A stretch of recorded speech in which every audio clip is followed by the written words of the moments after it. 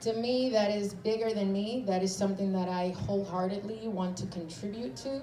Um, I'm, I'm a veteran, so the veteran community is super dear to me. We have specific needs, and I think cannabis has helped a lot of us. Plant medicine has helped us deal with some of the shit that most of you, it's only 1% of the population that joins the military. And when we come out, we're dealing with things that, to be honest with you, cannabis was what put me on the path of understanding that I needed help, professional help as far as mental health situations. From there, I went down the rabbit hole of understanding there is an endocannabinoid system in my body that processes the different 14,000 components of the plant, and my body reacts to that, and then understanding that I'm a Dominican, I'm an immigrant, I'm from the Dominican Republic, and in my family, cannabis was, an addiction situation where if you're doing that, you're probably going to jail, you're never going to college, you're lazy, all these fake news characteristics that are completely fake. So my purpose is to debunk all of that, to dissipate the cloud of smoke by adding more smoke. But with information that is factual, that is based on science, and I think we can help a lot of people. Like he said, there's 2% of the rest of the world. And in America, we're far more advanced with respect to the research and not necessarily the research, but at least the consumption aspect of it. And it's super important, so I'm here for all of that. Before, can you just let everybody know where they can get in touch with you? Oh yeah, you can get in touch with me via my Instagram, _JM Balbuena. Follow my brand Boycott Shitty Weed. If you like cannabis, go shopping at Jack's Cannabis. We're in Ramona and we deliver all throughout San Diego County. And you might be in Santa Rosa? Really? We might be even in a couple places here in San Diego. City Heights coming soon, Miramar coming soon. But we're expanding, and we're doing it super creative. We're Black-owned, one of the very few here in San Diego. All of our managers are women. So we are being the change, and we're super proud of that. We are hiring, so please stop by our booth. And thank you so much, Adelia.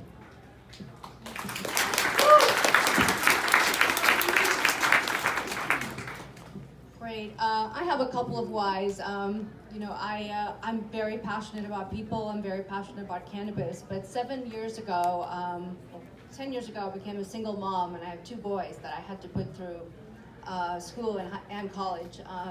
So I took the risk of leaving a very secure job in corporate recruiting and starting this company.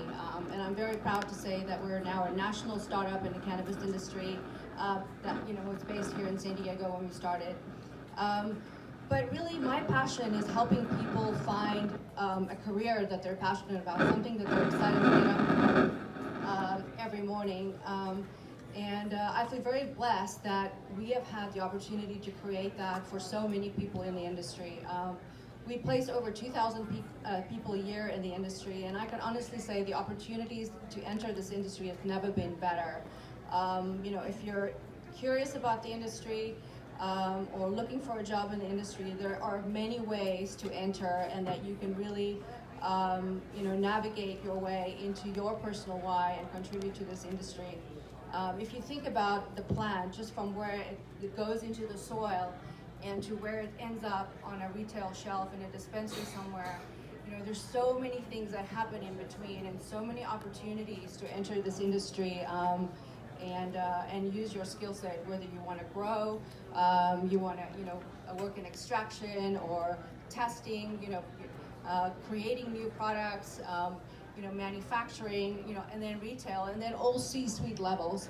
And I can honestly say, I know the conversation today was a little bit geared to, the obstacles that we face, as women in this industry, but I can tell you, there's a lot of companies that are hiring skill sets and people with passion that are willing to wear multiple hats and have an entrepreneurial attitude because that's what it really takes to be successful in this industry. And if you have that and you're passionate about the plant, there's going to be an opportunity for you to make a living in this industry and enjoy what you're doing.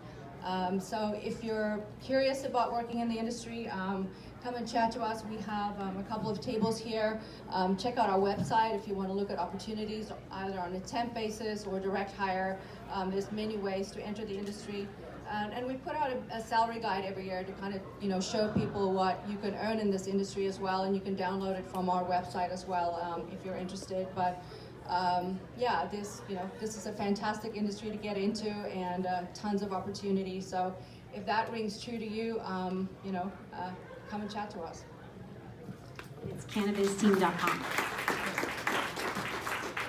Well, for me, I shared my story a little bit earlier, so you know that I come from a place of, using the plant to heal people and, to offset the drug crisis we really do have in America. We talk about the war on drugs, but the war is on legal drugs, literally. That's where the war is right now. Watching people overdose over fentanyl and other things, because what we have allowed this country to do is prescribe our fathers, our mothers, our brothers, our sisters, our children, our aunts, our uncles, these prescriptions because they come from a doctor. We rely on them. We think that they are going to help us. And in turn, these things do mess with our CB1 receptors. They are not just, at the beginning, they will cure, an ailment of depression or anxiety or whatever you're using them for. But then you become addicted, and you get addicted to the euphoric effect. And, part of the reason where Queen Mary exists and where we found our basis is based in research. I read a book called Change Your Brain, Change Your Life by Dr. Amen. He is a renowned psychologist across the country. He has rehab centers. And what he does is, in his book, he has a lot of formulations on how to get yourself off of, like Aero, for say, it's like, take green tea, rhodiola, and L-theanine. And so I looked at those ingredients and I said, okay, so we can treat anxiety, we can treat depression, we can treat all these other ailments as much as we want. But if you know people like me that are addicted to their prescription drugs, there's an addiction there. So how do we deal with that? Well, cannabis, of course. You can still get that euphoric high and not have the addiction and still treat these ailments. And that's where the basis of our company comes from, and where my story begins and what my why is in cannabis. I also believe that, all of us up here have our reasons and our whys, and especially like the gentleman told us in this industry, as a woman, we all have a story, we all come from a place. There is the greenwashing cannabis, but most of us aren't here for that. Yes, the money is nice, and actually that money doesn't come on our way, trust me. There's a lot of building and a lot of things before you can, become profitable in this business. Most of us are just keeping our heads above water. Taxes are insane. We haven't caught the public up to believing what we believe in. A lot of education is still needed in this country. We all have that stigma. This is your brain on drugs. This is your brain on drugs. You're fried. Weed is the gateway drug. You smoke a joint. The next thing you do is you have a crack pipe in your hand, and that's not true. It's not true at all. But there are still people who believe that, and that stigma is still really there. And so we need to bring cannabis out into the open, and make sure that people understand that it's just as social as alcohol. And people die every year from. We have laws in place to protect us from alcohol because it is so destroying and so bad. People die of alcoholism. It hurts your liver. It hurts so many parts of your body. People get in car crashes. I mean, the statistics from alcohol are outrageous. And yet somehow we have managed to have a plant that is natural, that helps people. We have turned that into the Schedule I substance. And there was a time in this country when alcohol was illegal, and we were bootlegging it and making moonshine, and people were still having it. So, and we still have that passion for cannabis, and it's the people that are willing to admit that. Everyone had that time where they're like, oh, I smoked a joint in college once, that's cool, whatever. But like, yeah, and did you die? Well, then what was your problem with it now?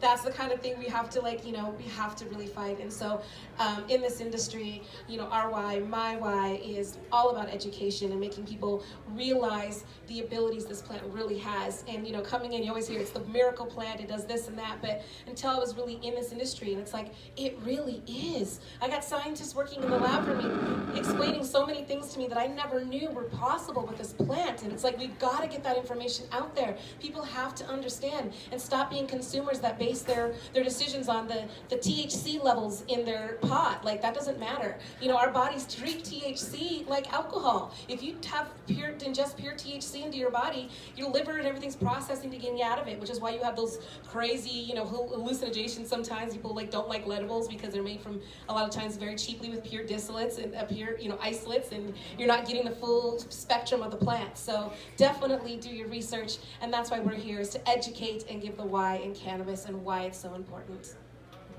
I just want to recognize we are over, so I do apologize for the next panel. I'll be we'll quick. do 3, yes. My why is twofold. I love weed, and I as a journalist, I do consider my mission on this planet to bring truth to power, as many do. And for me, I deeply believe that cannabis and other drugs and are used by many people and many institutions of power as a tool to marginalize other people. And so for me, illuminating that, whether it's just normalizing cannabis through educational articles, or writing stories about who I consider to be bad actors in the space taking advantage of others, or illuminating policy, or highlighting the hypocrisy of many cannabis laws and initiatives, I consider that very deeply part of my mission. So for me, I love weed, but I also think it's used as a tool, and I just want to make sure that as many people as possible know that and understand it, and hopefully can challenge it.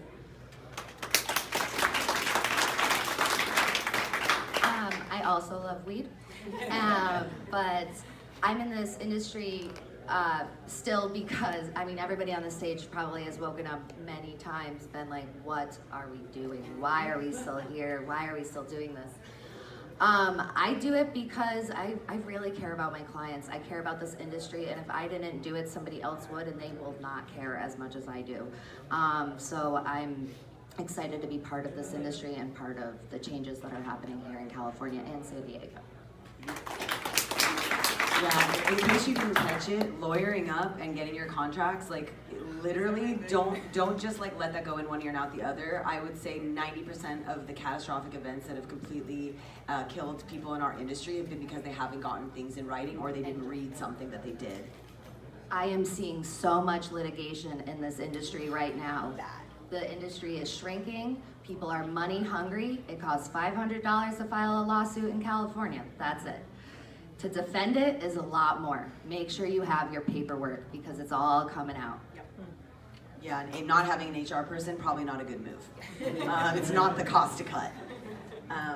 So my why, the people in the plant. As an educator, you take an oath to do your best, just like a Hippocratic oath, like doctors do, that you are going to be as unbiased and committed to the work of raising consciousness. So I think that, I'm really, really, really happy to be here. Also, I'm a feminist. I'm all about women's empowerment and seeing what this plant has done for me, the women in my tribe, and just the world in general. It's a very maternal, nourishing force that I'm really grateful for.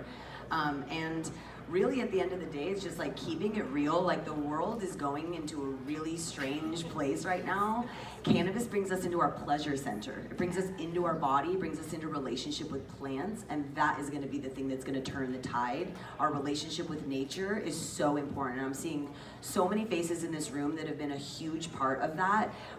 We got the testing side, we have homemakers making incredible brews that are in and out of both the regulated markets and trying to navigate that. Everything that I am is because of the women and the plant in my life. I never thought that leaving teaching would be a part of what I did, and landing in this has been one of the biggest blessings. As far as finding us, you can find iSpire on @GetISpire Instagram or getispire.com. I'm @Luna_Stower. I also have a little advocacy site called Healers Not Dealers, with dots in between. It's really supposed to be focused on kind of reframing what we're doing. It's not another thing that people are just trying to make money and be, grift off of others. This is not a multi-level marketing scheme. This is the plant, and I just want everyone to remember, the closer you are to the nature of the plant, whether it's how people, weigh a heavy baker's dozen, you always grow more than you need. Same thing for psilocybin. Just remember the nature of the plant, that generosity, that hope, that abundance, that resiliency of being a weed. Be that way. The more we are like her, the more we can steward her with the right, in a good way. So with that being said, thank you all again for joining us for the Women in Cannabis panel. I just want to give it up one more time for Joanne from Synergy Studios, Pine Harvest, and Boycott Shooting Weed, Lisel from the Cannabis team and Cannabis 10, Tiana Woodruff of Queen Mary. We got Jackie Bryant, the cannabis journalist and editor, Kelly Hayes, the California cannabis attorney, and then of course Luna of iSpire. Ladies, we also are doing a Women in Cannabis photo at, I think, 2 p.m., 2:30. I will try to figure it out and I'll let you know. I haven't looked, yeah.